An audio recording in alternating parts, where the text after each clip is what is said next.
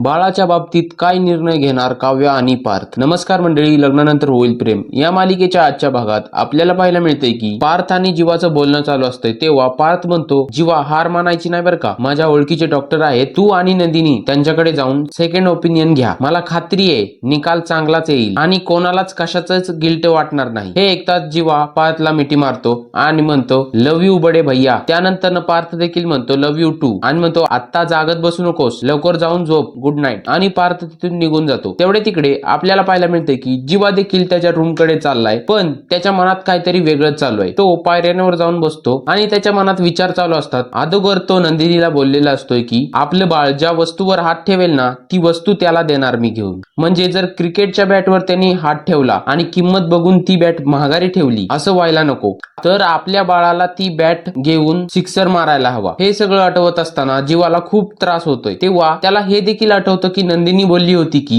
आपलं बाळ तुमच्या वाणी शेवटच्या ओव्हरला 5 बॉल मध्ये 30 रना काढेल आणि मग आपण दोघेही त्याच्यासाठी टाळ्या वाजवू. हे सगळं आठवत असताना जीवाला खूप त्रास होतोय. तेवढ्या तिकडे आपल्याला पाहायला मिळतंय की मालिनी वरून आलीये. आता पुढे नेमकं काय होईल? मालिनीने जर जीवाला रडत बघितल्यानंतर तेवढे तिकडे आपल्याला पाहायला मिळतंय की काव्य पार्थला म्हणत असते की पार्थ मला पण आई व्हायचंय, पण तयारी आहे की नाही मला कळत नाहीये. एकीकडे माझा अभ्यास आणि एकीकडे हे बाळ, कसं मॅनेज करू मी? तेवढ्यात पार्थ तिच्याकडे बघतो आणि म्हणतो काव्या मी आहे ना. तेवढ्यात काव्या म्हणते पार्थ आई होणं खूप मोठी जबाबदारी आहे. हे ऐकताच पार्थ म्हणतो तुमच्या मनात जर आई होण्याविषयी शंका असेल तर. हे ऐकताच काव्याला तर खूपच टेन्शन येतं. आता पुढे नेमकं काय होणार आहे तुम्हाला माहित असेल तर कमेंट बॉक्समध्ये नक्की सांगा.